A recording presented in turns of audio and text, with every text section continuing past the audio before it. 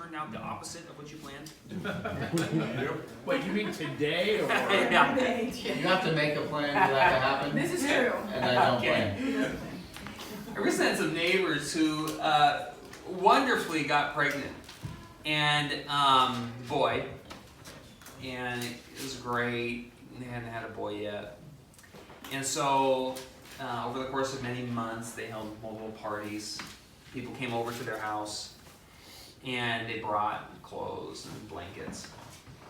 They went to the nursery of their house, and they redid the nursery to, make it right for their first boy. And then they invited us over, and we did a big celebration for the coming, pregnancy. And it's so great. They showed pictures of all the ultrasounds, like new parents do. The pictures look terrible, but every new parent is like, oh my gosh, Jasmine, this has been beautiful. Isn't it amazing? Yeah, it's pretty amazing. Clear boy, boy, 3 ultrasounds, great. And then pregnancy day happened, and they got a girl. My man enjoys that. That's hilarious. Have you ever had a plan that worked out the exact opposite of what you planned for? I think about plans, the very nature of plans themselves. We make a plan, and then things change. What do you do when things change? You have a plan for your kids, for example, and then they end up making some choices, for those of you who are parents in the room. And you're like, oh my gosh, this is not going according to the plan. Or you're a son or daughter, and you have a plan for your life, which includes potentially some schooling and some jobs, and maybe even a plan to get married, all good things. And then one or all of those things don't happen in the way that you had planned. How do you deal with that? Or what about when you're just a first-year student, and it's your first year, and you're kind of getting into high school, and you have a plan for how high school's going to go. I'm going to get straight A's. I'm going to work. I got my binder. It's all organized. I even have a box of pencils. Right? And then you get halfway through the year, and what happens? You lose your pencils, you're disorganized, and you're basically just hanging on for dear life until summer. Does that sound about right? Yeah. How do you deal with life when your plan changes? See, the reality is that plans are things that change. Let that soak in for a second. Plans are things that change. Are you okay with that? You see, because Esther, you think about Esther.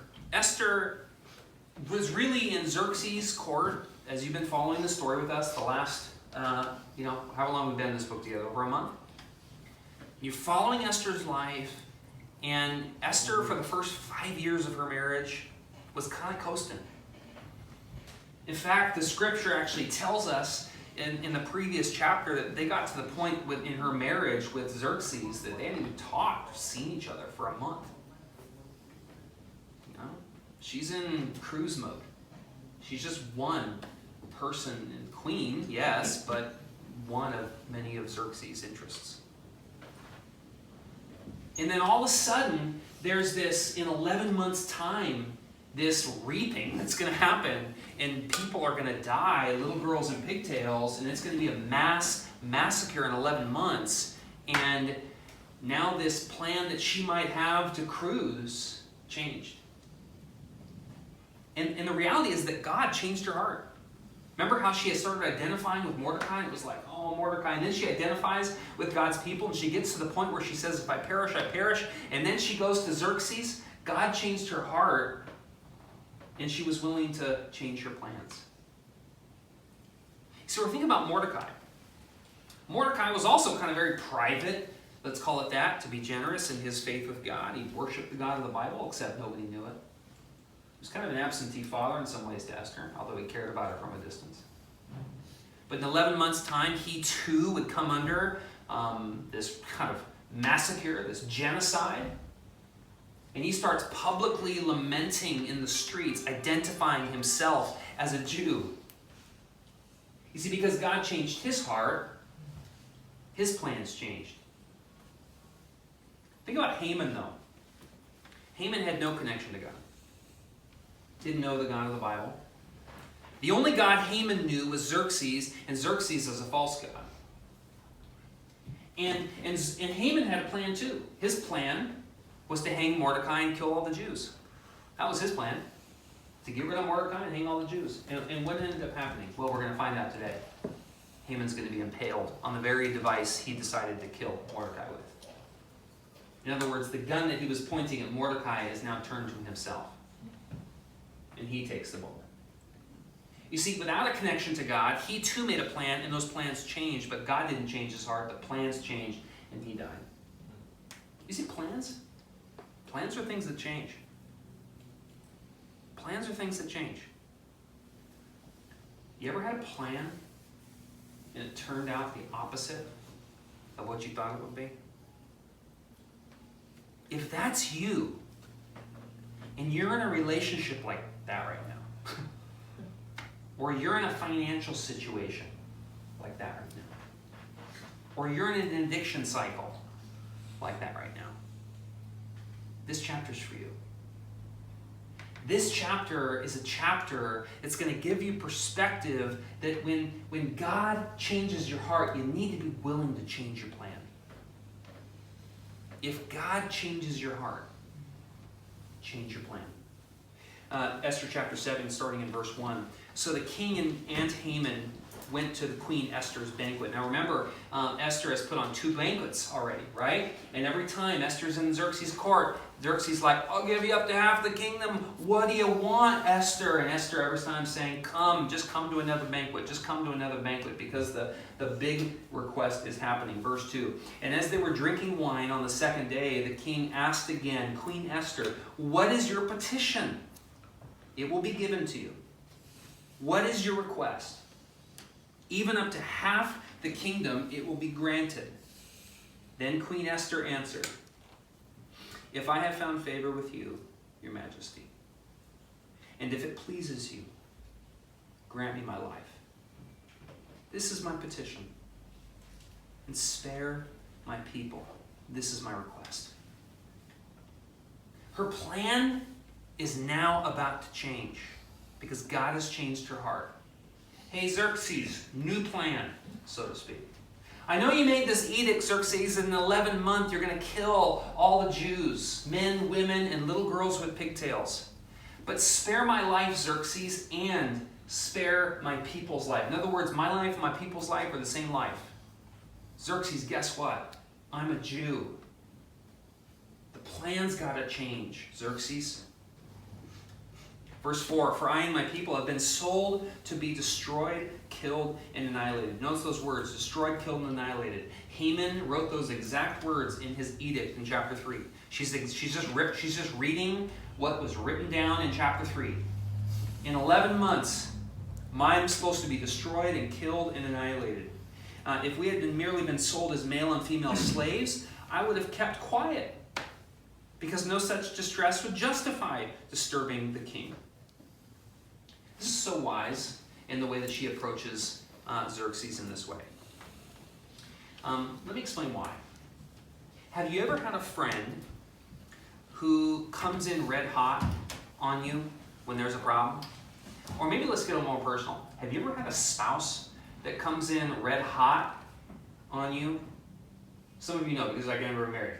I bless you in the name of Jesus, okay? It's not fun for those of us who've been in relationships with somebody that we love and they come in on the attack.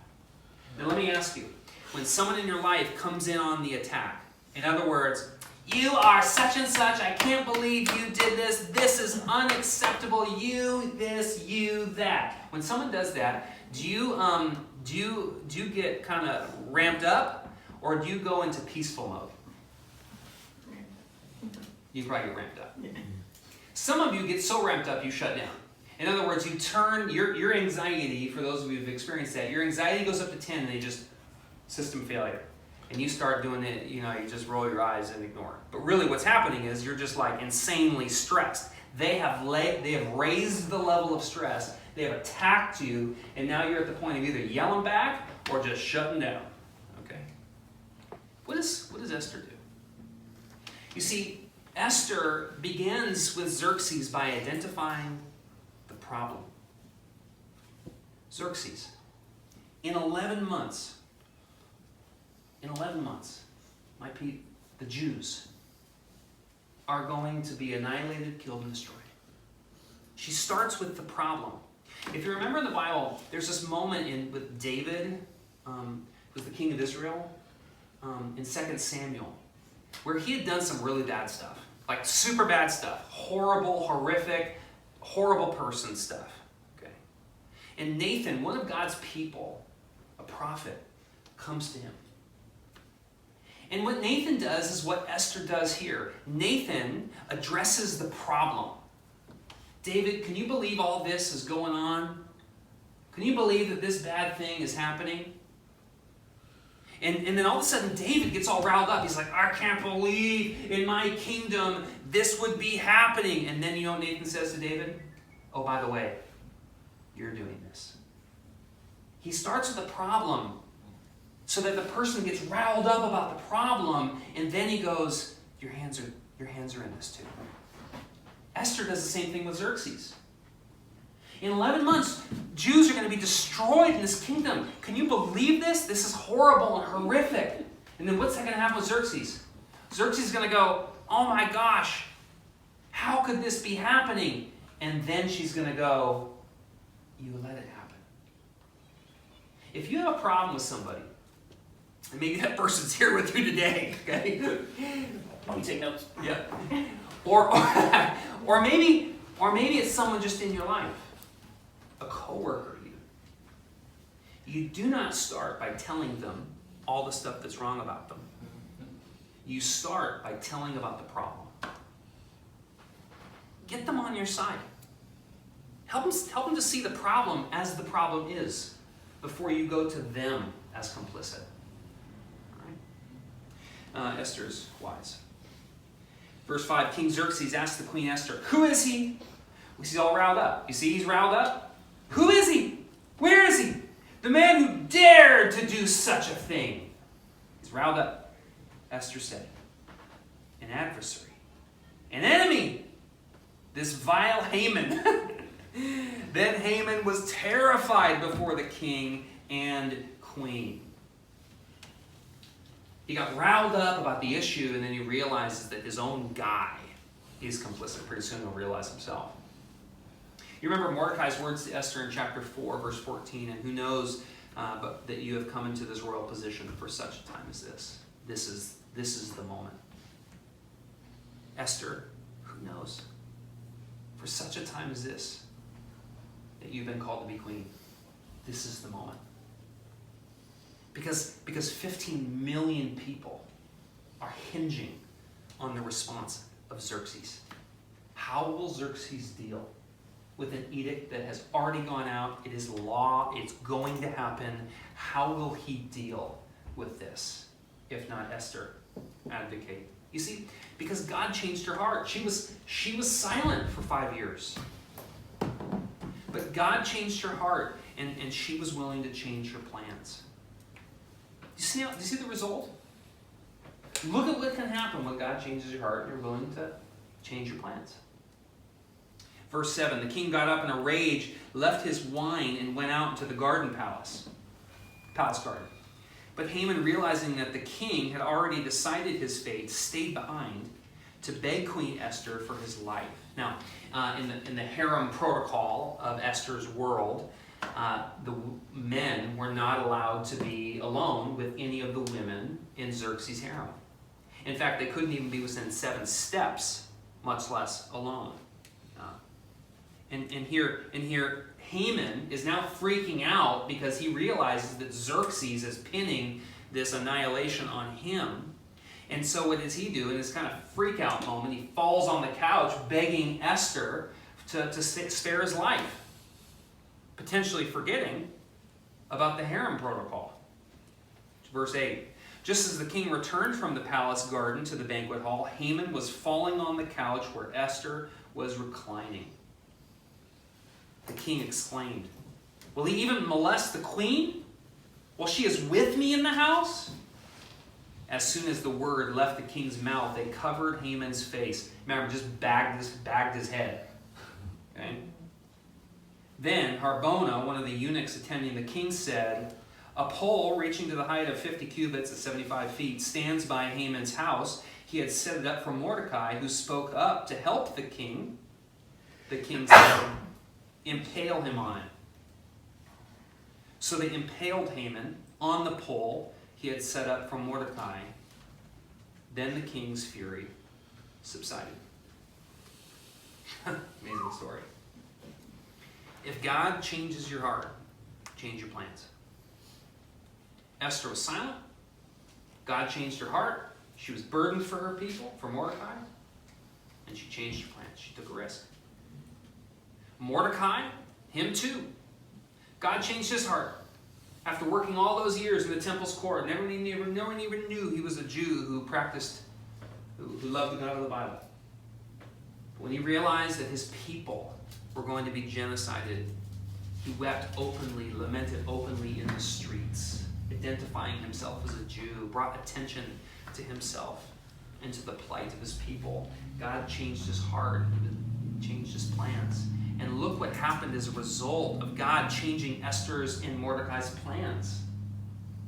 The very person who was responsible for killing the Jews himself is being judged on the same, your translation might say, gallows. The reason why it says gallows, when you think of a gallows, you think of a platform, right? With a noose, and someone getting hung like in a country western. And your translation might say the word gallows. He set up a gallows. Right? The reason why that is because in our culture, we don't really have a word to describe impalement. Okay. What's happening is they're being impaled. There's a pole that goes up through the body, and they'll lift that person up and stand them up straight. They'll just hang up there. Okay. Really horrific and horrible. The Romans would actually improve, so to speak, on this process, and that's where crucifixion came from. So the Romans learned from the Persians how to crucify. So Jesus was crucified on a cross, right? There was a cross and his arms like this. The Romans wanted to make impalement worse, because once you were impaled, you were kind of dead, right? And just hung up there. Low level. So low level. But the Romans wanted to draw it out and make it excruciating, make you suffocate. Right? Our translation just used the word gallows because it's unfortunately, we don't have a word to describe impalement. They should have just said impalement. Okay. But here you have a guy, Haman, being impaled on the very thing he intended to do for others. The reality is that this story, like life, is filled with so many ironies. Your plans, the plans that you've made for your life, have so many ironies. Here's one. You plan to do well in school because you're really organized. But by week 3, you're disorganized, trying to keep it all together. You plan for your kids to make good choices, but the minute they can make bad ones, they do. You plan for your marriage to be kind of like a crescendo of grace and love that continues to grow, and fondness and respect, and you realize it's a little bit more like a roller coaster than it is a crescendo. Life is full of those ironies. The things we think are going up sometimes go down. The things we think are going down sometimes go up. They're here in the story too. Mordecai, for example, dishonors Haman. Remember, he refuses to fall to his knees. Mordecai will not bow to Haman. You see him in the court. Haman's walking down, and Mordecai goes like this. Not today. Not today. And Haman just gets super frustrated because he can't be happy unless Mordecai bows, and now Haman is falling before Esther to plead for his life. Ironic, isn't it? Mordecai wouldn't bow to Esther. Mordecai wouldn't bow to Haman, but Haman will bow to Esther. Ironic. You see, plans are things that change. So if God changes your heart, change your plans. Haman had a plan.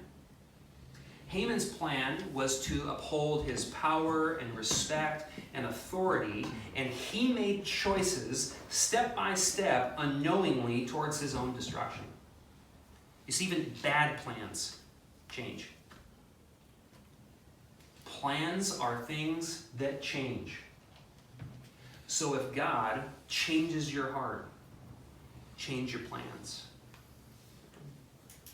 Plans are difficult to change because when we make a plan, we can trick ourselves into thinking that the plan is going to keep us safe.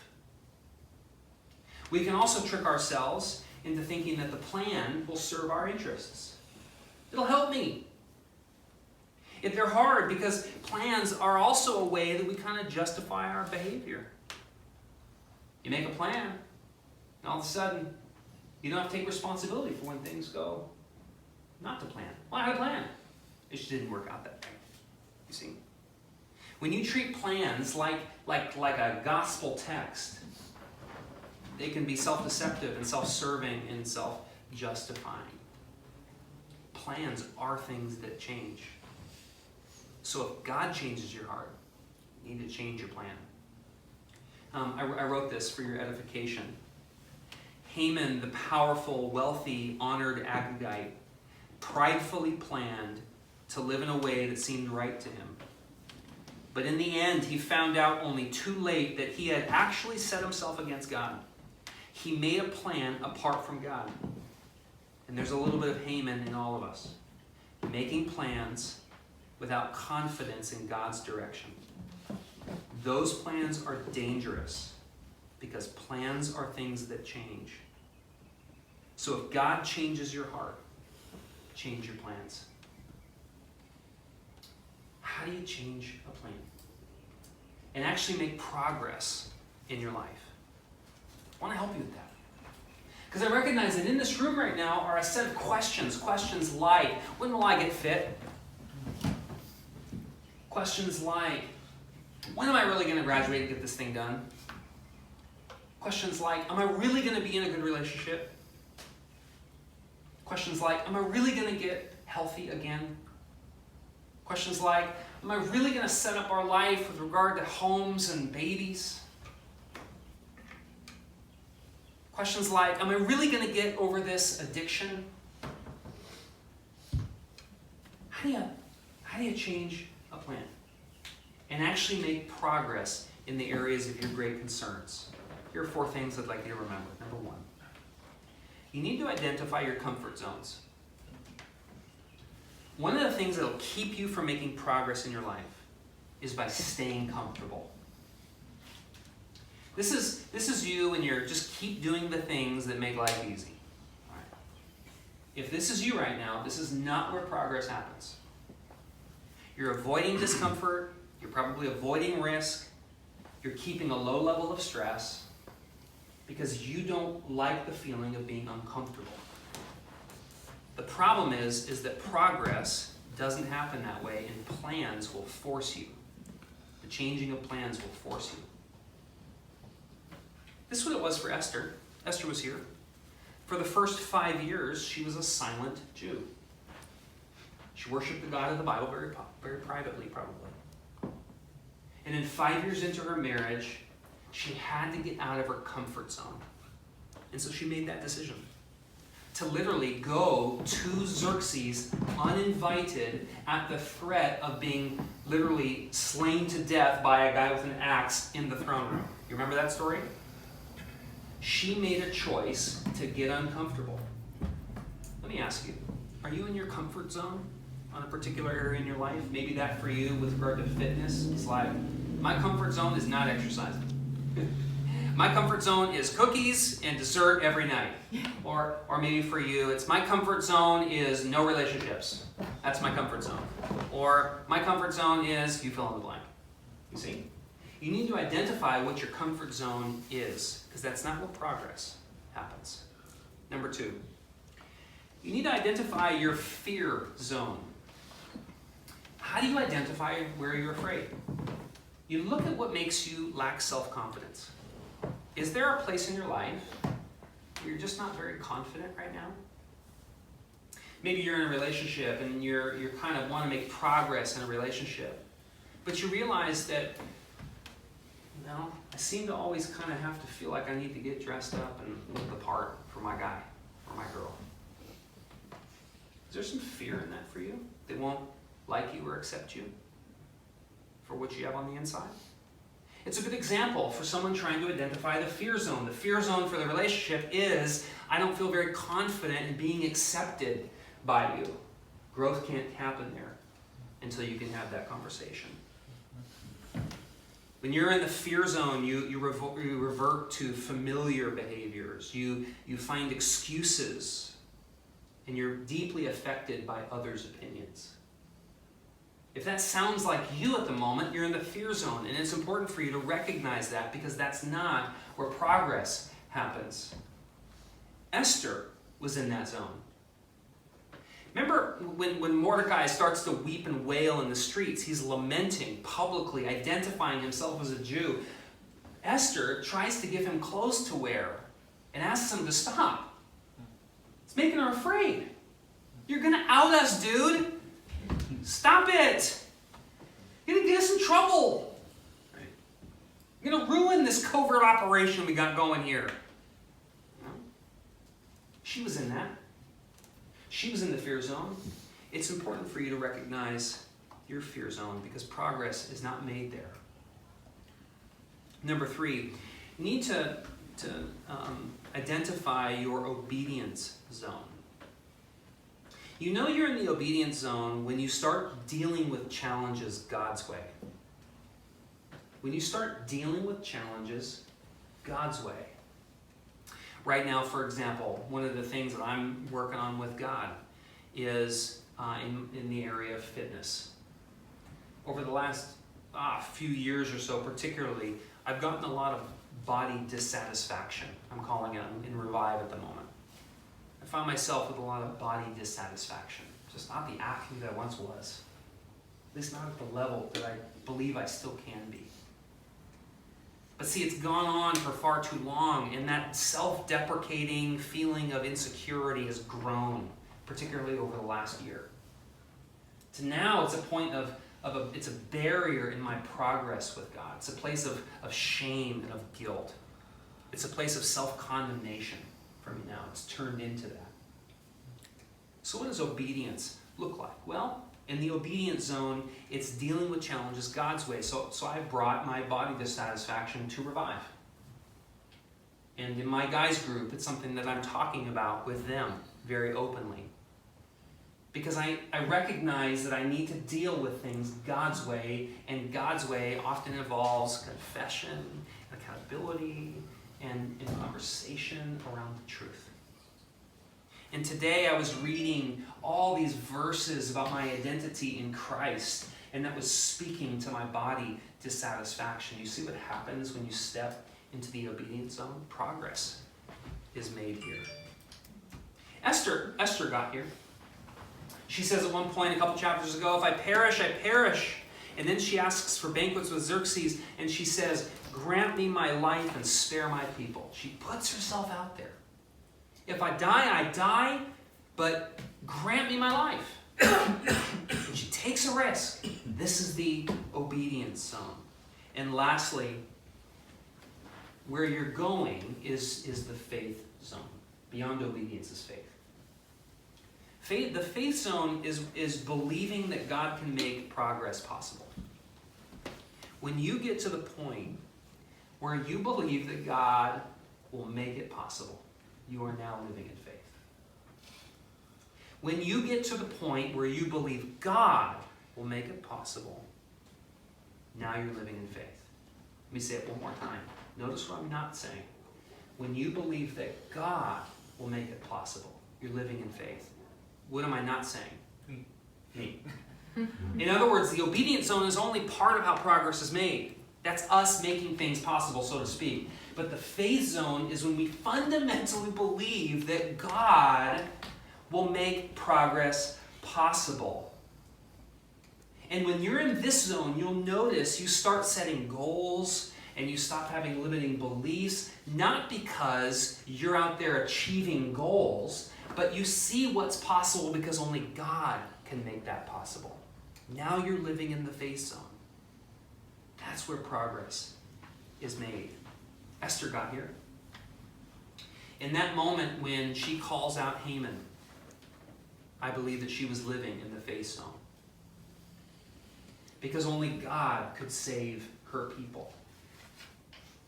And she called out Haman believing that his persecution, his justice, potentially could lead to the saving of 15 million lives. That's the faith zone. You see, plans are things that change.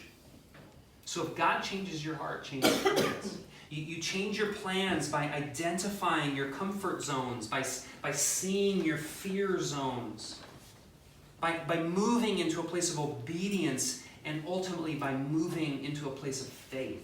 That's how progress is made. And if God initiates that desire in your heart to change your heart, you need to change your plans. It's time to move from comfort and fear into obedience and faith. It's time to make a decision that leads you into obedience and faith. I know that these things are hard. Did you guys know that before Heidi and I got married, I was almost married to someone else? He said that last week. Did I say that last week? Yeah. Her name was Stephanie. She was Taiwanese. I never thought I'd even marry a white girl, if that makes any sense to you. Well, it's shocking that maybe my last name is White. It's not the culture I grew up in. I didn't really grow up in a world with a lot of white friends. All my friends were people of color. And so all the girls that ever liked me or that I liked were also people of color. In fact, when I met Heidi on the phone for the first time, heard her voice, I really didn't like how it sounded. I told you that last week. And when we met for the first time, I just noticed how short she was. There's a lot of things about this relationship that probably couldn't work. But of course, all of that happened because right before it, something else happened. I was living in the comfort zone. You see, I had this relationship with this girl named Stephanie who was great. She was godly, patient. She led worship. Loved Jesus. Had great friends.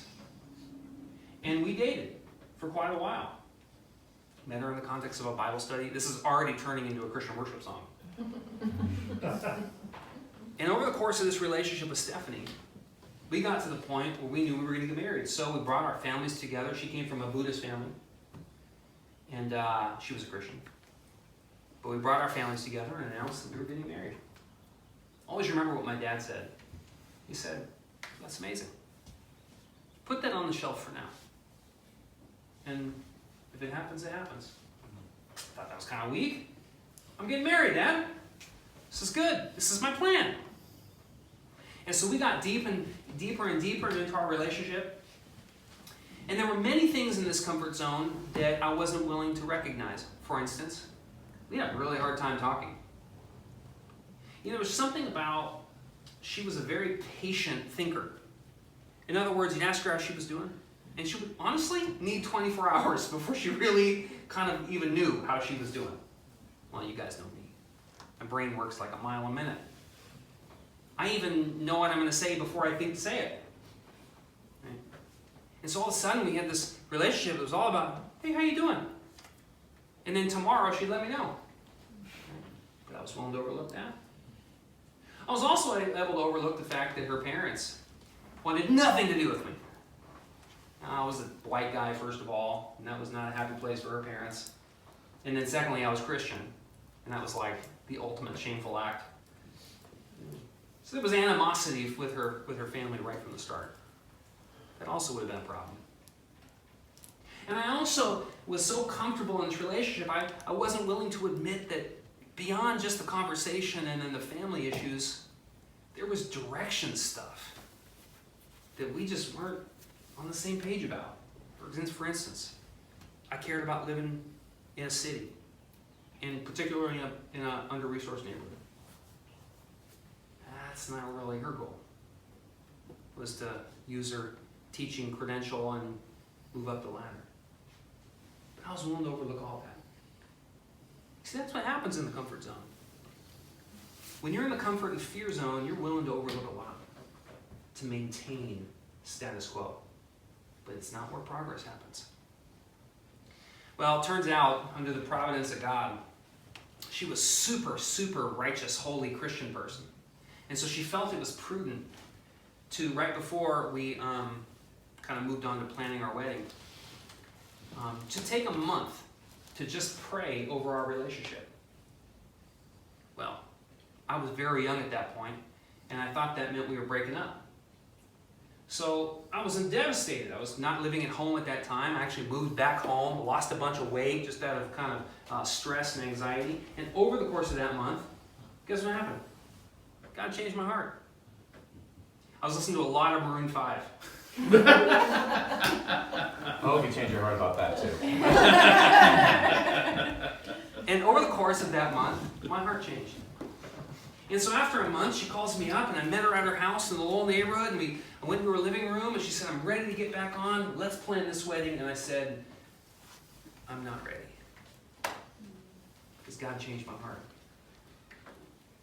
Glad he did. Don't you see that plans are things that change? So if God changes your heart, change your plans. Get out of comfort and fear. Get into obedience and faith. Make progress, because progress will change outcomes. It's not too late. Esther 7 gives us that belief.